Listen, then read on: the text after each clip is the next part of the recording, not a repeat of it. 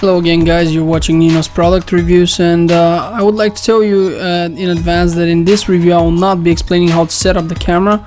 If you do want to know how to do that, there's an easy way. You just go to YouTube and type iClever Foscam, as I'm doing right now, and go search. You'll see the iClever Foscam channel. Just click there, go to videos, and then you will have all those tutorial videos. Now those are in German, but they're very clear step-by-step videos, so even if you don't speak German you should be able to follow them, and they're separated in parts. This one says tile 1, which should be part 1, and yeah, there's a second thing I would like to advise you to do, and that would be to go to Google Play Store, and it would be best done from your phone, and search for Foscam. And what that will do is it's going to find you the Foscam Viewer, which is an excellent application for your phone, enabling you to basically modify and use your camera with your smartphone. Here are a few pictures. You can basically use multiple cameras, and pretty much all the functions you can do from you can use from a computer, you can now also access through your phone. So these are the two things I want to see in advance. Let's move on with the review. This is the Foscam FI9803P. No wait, there's a 0 somewhere. FI9803P wireless IP camera. There we go, 720p.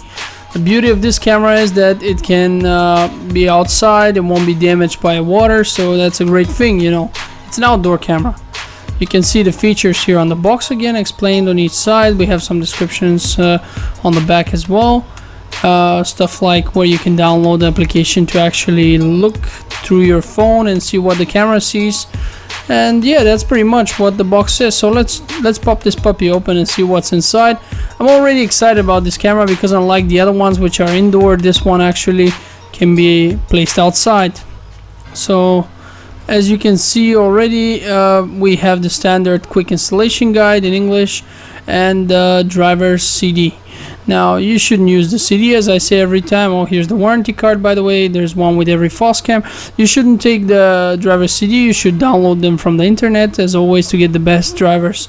Now this camera on its own feels very sturdy. It's made of metal, at least the biggest part of it from what I can feel is all metal, and that's pretty good because it's going to be resisting water. I also like the white color. Here we have an extension, that's a reset button in the middle, a LAN cable button, not a button, a LAN cable entry for this cable, and then we had the power cord entry there as well. So you could drill into the wall and just squeeze this through somehow. Here's the cable with which you'll be charging the camera, not charging but more like feeding it electricity. And we have an antenna which does appear to be bigger than the average Foscam antenna, because after all it might have to go through a wall. And we have some screws and special tool for the stand over here. There it is. So you're gonna use this tool to be able to move the stand around and change the angle at which the camera stands. Also made of metal, so it feels really nice and sturdy. Definitely a great addition to the package.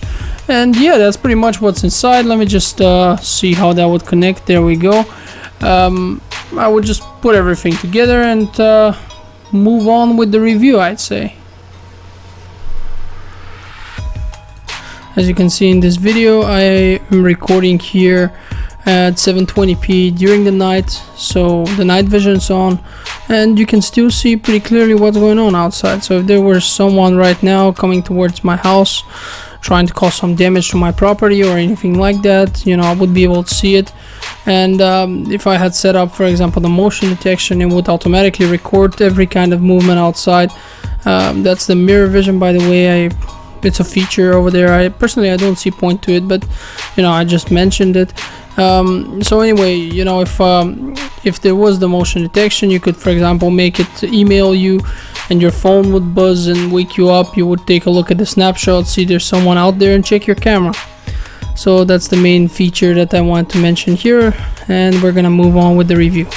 So this is the interface, and as you can see, it shows you a pretty nice picture of how it looks in front of my house, well, in front of the building I live in at least.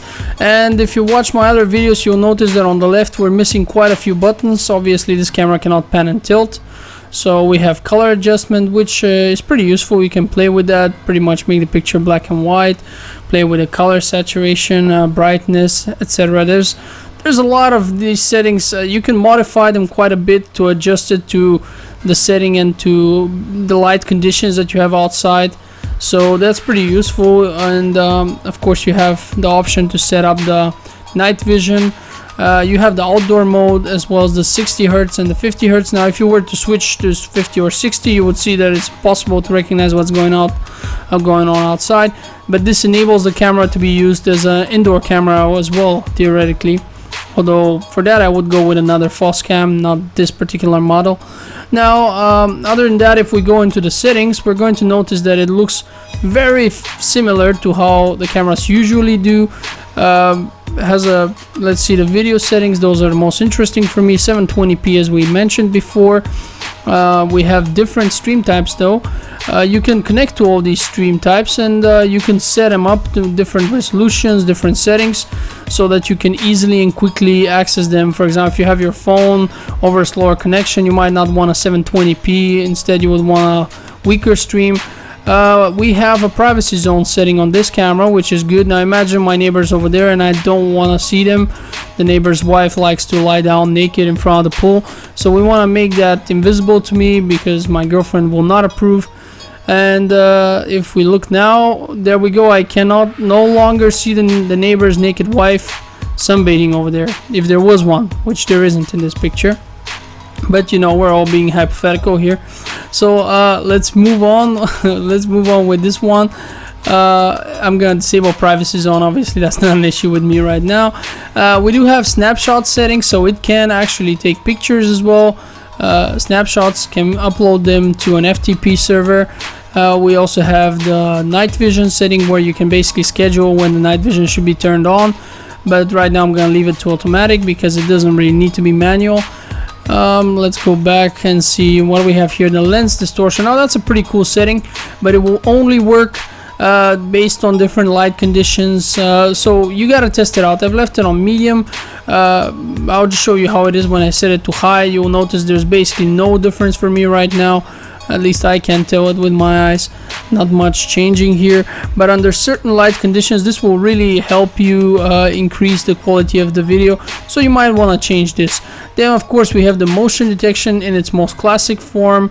You can set a detection area down there. You can set how sensitive it should be, and by the way, the detection area is basically just like the privacy filter.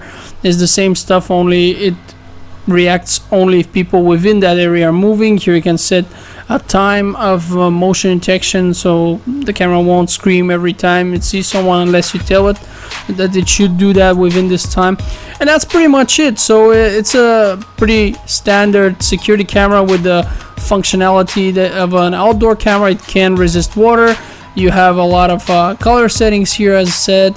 You have all the other nice features that other cameras have, 720p. So it's pretty cool. I'm definitely liking it, and I can recommend it if you need something to take a look at your garage or just outside your home. So with that said, thanks for watching guys, and I'll see you next time. And if you did enjoy this video, be sure to check out my other ones. I have a few more cameras that I've tested, and of course other techniques, other tech as well. So have a nice day, and thanks for watching. See you.